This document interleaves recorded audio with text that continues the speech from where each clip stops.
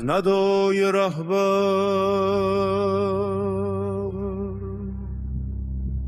دلها پر از جرأت شد،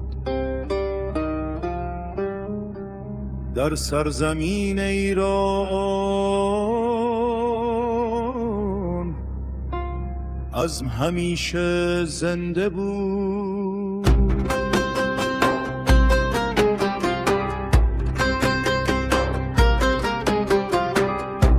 این همان پیامی است که امروز برای هر دل است، درسی از ایستادگی که در تاریخ مانده است. این خاک نیست، این شراره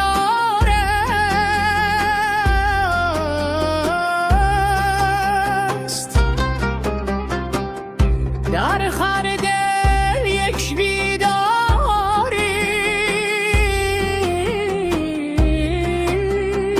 است. آن که با سر بلند قدم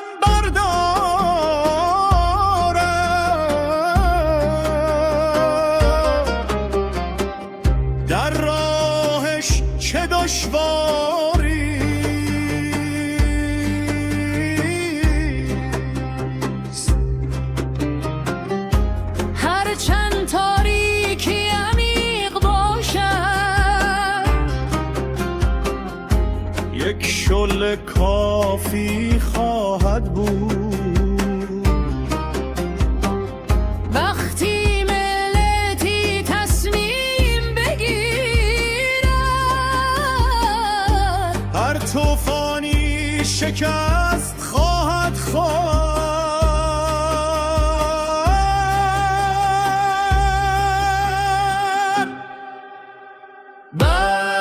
برخیزید که زمان خواهد دید طوفان اراده در اینجا. آنان که بر عزم استوارند تاریخ را می نویسند اینجا. نه خم شدن نه ایستادن،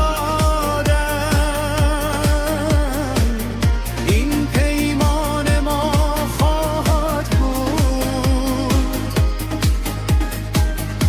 تا صبح حق نرسد. درد طوفان عزم خواهد بود. این روزهای ترس را رها کنید، بگذارید زنجیرها بشکن. آنان که در راه حق برآمده اند، بگذارید گام‌هایشان پیش رو. اگر صدا صادق باشد، کوه‌ها نیز راه میدن. آنان که اراده دارند،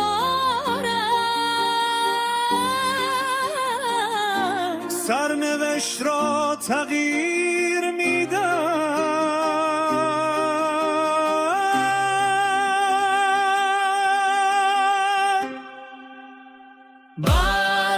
برخیزید که زمان